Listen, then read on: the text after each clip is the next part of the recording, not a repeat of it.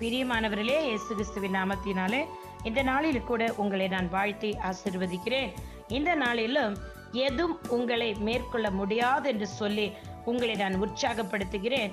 ரோமர் 8 அதிகாரம் 38, 39 வசனம், மரணமானாலும் ஜீவனானாலும் தேவதூதர்களானாலும் அதிகாரங்களானாலும் வல்லமைகளானாலும் நிகழ்காரியங்களானாலும் வரும் காரியங்களானாலும் உயர்வானாலும் தாழ்வானாலும் வேறெந்த சிருஷ்டியானாலும் நம்முடைய கர்த்தராகிய கிறிஸ்து இயேசுவில் உள்ள தேவனுடைய அன்பை விட்டு நம்மை பிரிக்க மாட்டாதென்று நிச்சயித்திருக்கிறேன்.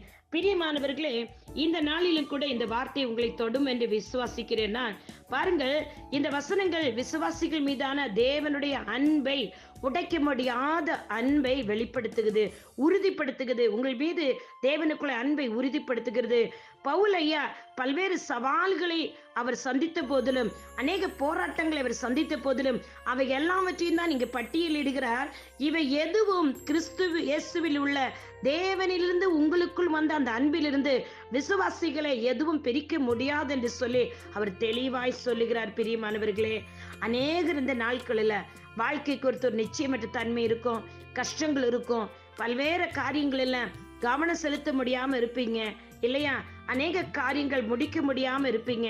ஆனால் இந்த வசனத்தை நீங்க ஆழ்ந்து நீங்க வாசிப்பீர்கள் என்றால் இந்த வார்த்தைகள் உங்களுக்கு ஆறுதலா இருக்க போகிறது. பிரியமானவர்களே, தேவனுடைய அன்பில் இருந்து விசுவாசிகளை எதுவும் பிரிக்க முடியாது என்று சொல்லி இந்த வார்த்தை உறுதிப்படுத்துகிறது, ஒரு கவர்னன்ட் உண்டு பண்ணுகிறது உங்களோடு கூட. நீங்கள் எந்த சூழ்நிலைகளையும் பொருட்படுத்தாமல் தேவனுடைய அன்பின் நிமித்தமாக, அவரோடு இருக்கிற உங்களுடைய உறவின் நிமித்தமாக உங்களுக்கு அவர் பாதுகாப்பாக இந்த வார்த்தைகள் அவர் சொல்லுகிறார், அவர் நினைவுபடுத்துகிறார். பிரியமானவர்களே, இன்றைய வேகமான இல்லது சொல்ல போனால் டைம் இல்ல, எனக்கு இந்த நேரத்தை செய்ய முடியாது, இந்த காரியத்தை செய்ய முடியாது, இதுல இருக்க முடியாது என்று சொல்லி அடுத்தடுத்து ஓடிக்கொண்டிருக்கிற உங்களை பார்த்து என் தேவனாக கர்த்தர் சொல்லுகிறார், எதுவும் உங்களை தேவனுடைய அன்பில் இருந்து பிரிக்க முடியாது.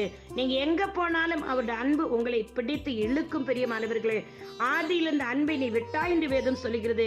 இதை கேட்கிற அநேக விசுவாசிகள் ஆதியில தேவன் மீது கொண்டிருந்த அன்பு நிமித்தம் அவரிடத்தில் நெருங்கி இருந்து எந்த பிரச்சனை வந்தாலும் அவர்கள் மேற்கொண்டார்கள், அதை சமாளித்தார்கள், எதிர்நீச்சல் போட்டீர்கள்.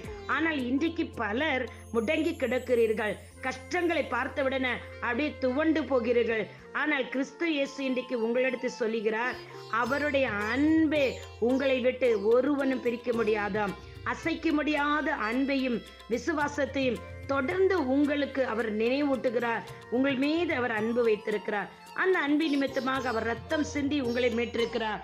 நீங்கள் அவருடைய ஆலயம் என்று சொல்லுகிறார். நீங்கள் விசுவாசிங்க, இதுவும் உங்களை விட்டு, இது எதுவும் தேவனிடத்தில் அன்பிலிருந்து உங்களை விட்டு பிரிக்கவே முடியாது. அவர் உங்களோடு கூட இருக்கிறார், உங்களை வழிநடத்துகிறார். கர்த்தர் உங்களை ஆசீர்வதிப்பாராக. இயேசு கிறிஸ்து நாமத்தினால பிதாவே, இது எதுவும் இதை கேட்கிற எந்த சகோதரியும் சகோதரியும் பிரிக்காதபடி உம்முடைய அன்பினால் இவர்களை அணைத்து பிடித்து, உம்முடைய அன்பினால் இன்றைக்கு எதிலெல்லாம் துவண்டு போனார்களோ, எதிலெல்லாம் ஜெயமடிக்க முடியாமல் அப்பா துவண்டு கிடக்கிறார்கள், சோர்ந்து கிடக்கிறார்களோ, எதெல்லாம் இவர்களை கர்த்தாவே பின்னெடுத்ததோ அதிலிருந்து இவர்களை கர்த்தர் நீர் கரம் பிடித்து தூக்கி உம்முடைய அன்பினால், அகாபை அன்பினால் இவளை அணைத்து பிடித்து எல்லாவற்றையும் மறுபடியும் தொடங்க, மறுபடியும் ஸ்டெப் எடுத்து வைத்து இந்த காரியங்களை செய்ய கர்த்தர் தாமே உதவி செய்யும்படி இயேசு கிறிஸ்து நாமத்தினால் இவர்களுக்கான ஜெபிக்கிறேன் தகப்பனே. இயேசுவின் நாமத்தில் ஜெபம் கேட்டதற்காக நன்றி ஸ்தோத்திரம், நன்றி ஸ்தோத்திரம், நன்றி ஸ்தோத்திரம். இயேசுவின் நாமத்தில் பிதாவே, ஆமேன், ஆமேன். God bless you all. உங்களுடைய சகோதரி எவாஞ்சலிஸ்ட் ஷீலா ரொசாரியோ. ஆமேன், ஆமேன், ஆமேன்.